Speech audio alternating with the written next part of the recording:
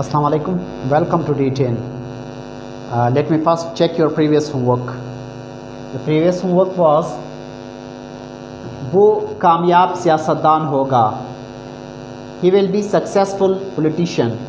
Second, लोग उनसे तंग होंगे. People will be sick of them. Third, हम अपने कौल फ़िल में सच्चे होंगे. We will be loyal to our words and deeds. Fourth, वो एक बुज़दिल औरत नहीं होगी. She will not be a coward woman. Fifth, मुज़ाहिरीन मुश्ताइल नहीं होंगे.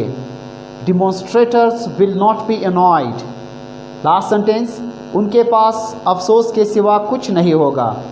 There will be nothing with them except for regret. Check your sentences if you had committed any type of mistake so you can correct them.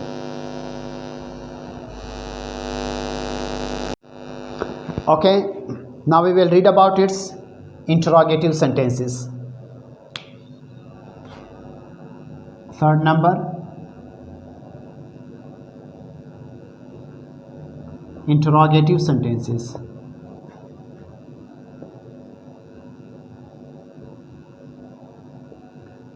सवालिया जुमले.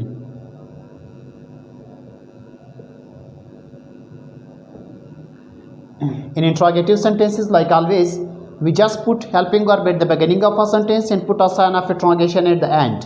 शुरू में helping verb इस्तेमाल करते हैं जबकि आखिर में एक सवाल या निशान इजाफा करते हैं.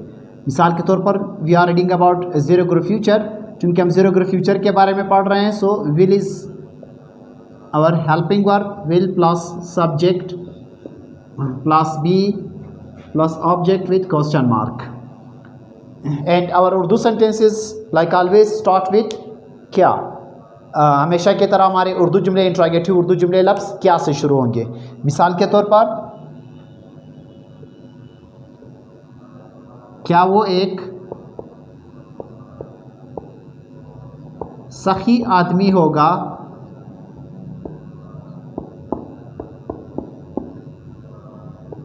क्या वो एक सखी आदमी होगा. Will he be a generous person.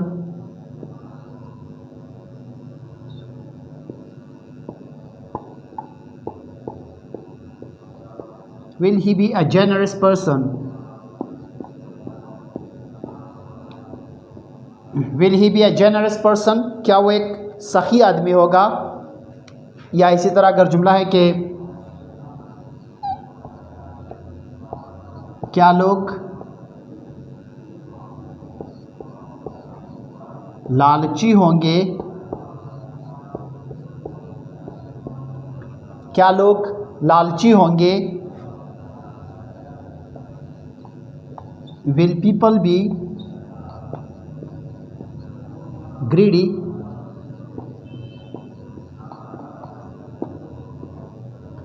Will people be greedy. क्या लोग लालची होंगे.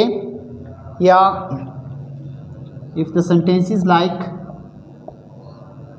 क्या तुम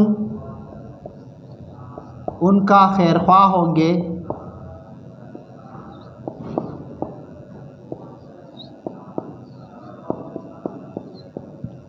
क्या तुम या क्या आप उनका खैरख्वाह होंगे. Will you be their well wisher.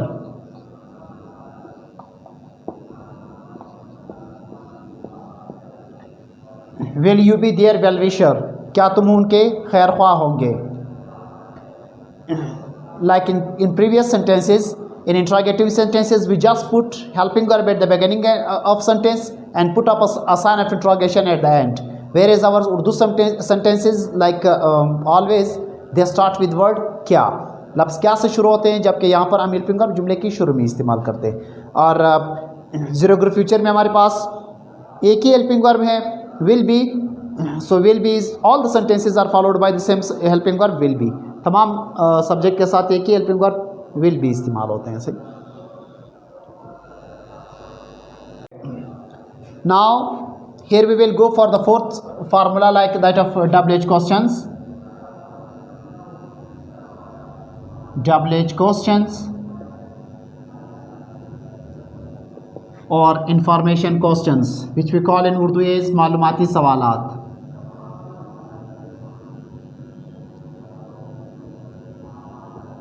While making double H questions of any tense, the only change we bring is just to put double H word before interrogative formula of the related tense. किसी भी tense के double H जुमले बनाने हो उसी tense के helping verb interrogative sentences से पहले डबल एच का इजाफा करते हैं। मिसाल के तौर पर double H plus will plus subject plus be plus object with question mark. Will plus subject plus be plus object with question mark was our interrogative formula. So here we have just added double H word before interrogative formula. सिर्फ interrogative formula से पहले हमने double H का इजाफा किया हुआ है। मिसाल के तौर पर अगर जुमला है वो क्यों परेशान होगा, वो क्यों परेशान होगा, Why will he be upset? Why will he be upset? वो क्यों परेशान होगा। कौन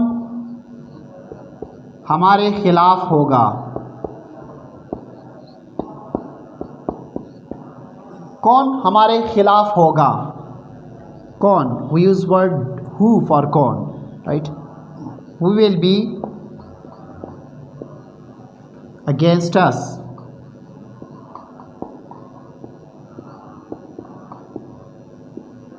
Who will be against us? कौन हमारे खिलाफ होगा।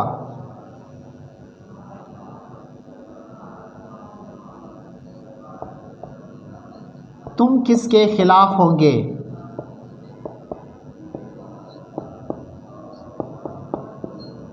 तुम किसके खिलाफ होंगे। In the first sentence, sorry, in the second one, here who is used as subject, कौन हमारे खिलाफ होगा, who is used as a subject of action. So here when there is who is used as a subject, then we need not any subject here because who itself is used as a subject, like here who will be against us, right?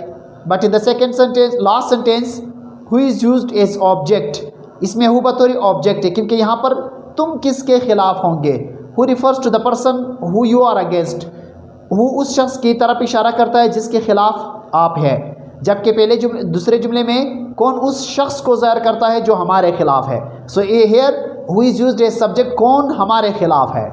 here who is used as object because you subject इसमें मौजूद है, तुम किसके खिलाफ होंगे। so here who is used as object, who will you be against,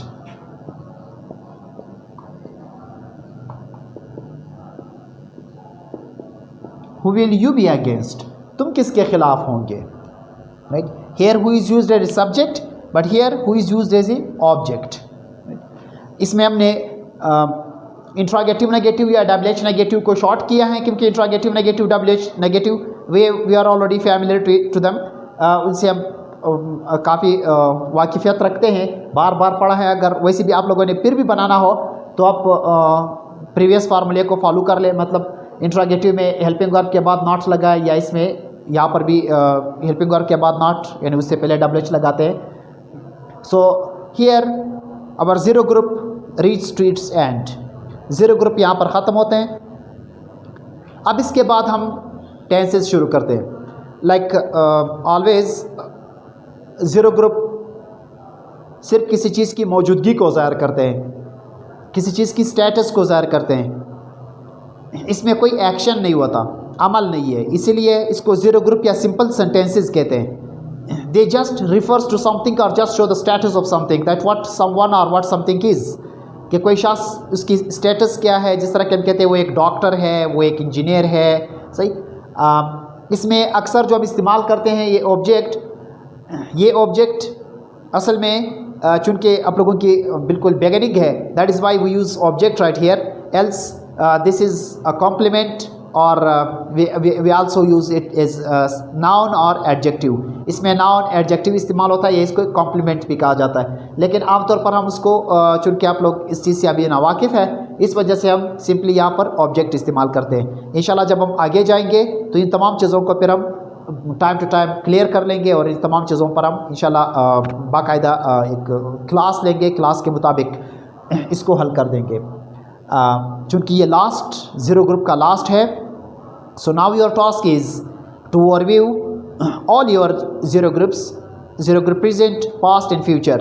If you had any kind of difficulty, any kind of any point was there that you couldn't understand, or if there was any doubt in any point, then you can just explain or just ask about your doubt in the comment box.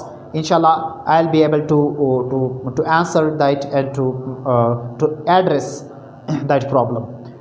So here our zero group reaches to its end, and as this is the last two formulas of zero group future, so that is why you won't be given any kind of assignment. So take care of yourself.